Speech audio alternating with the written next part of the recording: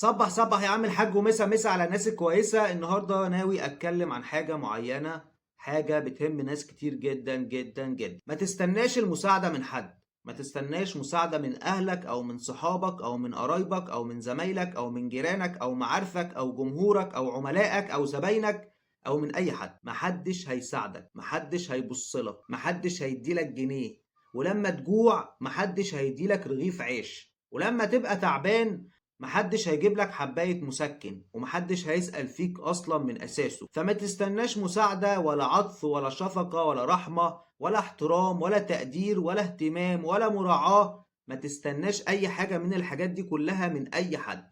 الناس كلها وحشة، الناس كلها تعبانة، الناس كلها مريضة. فما تستناش أي حاجة من أي حد. ما تستناش المساعدة من الناس اللي انت ساعدتها، ما تستناش الرحمة من الناس اللي انت رحمتها، ما تستناش الشفقة من الناس اللي انت اشفقت عليهم، ما تستناش الاهتمام من الناس اللي انت اهتميت بيهم، ما تستناش الاحترام من الناس اللي انت احترمتهم، ما تستناش التقدير من الناس اللي انت قدرتهم. ما تستناش اي حاجة من اي حد، ما تستناش اي شيء من اي حد، ما تستناش اي حد اصلا من اساسه، لانه كله في الفاضي وعلى الفاضي وللفاضي. وما تتعشمش، اوعى تتعشم.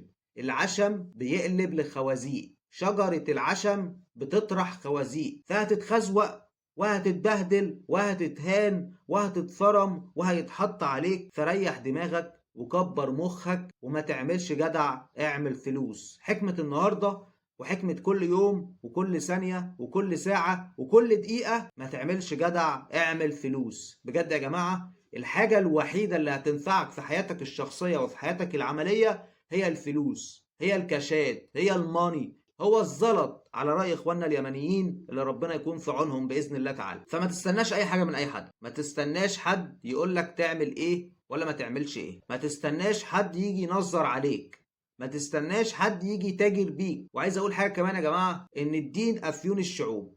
الناس حرفيا بكل معنى الكلمة ما بيعملوش حاجة في حياتهم الشخصية ولا حياتهم العملية غير ان هم يتاجروا بالدين فقط لا غير. تجارة بالدين فقط لا غير. كل الناس اللي بتيجي تقول لك قال الله وقال الرسول هم أصلا من أساسه حورتجية وكذابين ونصابين، وبيتاجروا بالدين عشان مصلحتهم الشخصية وعشان مصلحتهم العملية. فكله في الفاضي وعلى الفاضي وللفاضي. فالدين 3 حاجات: معاملة وعلم وعمل. فلو بصيت ليهم مش هتلاقي أي حاجة من ال3 دول.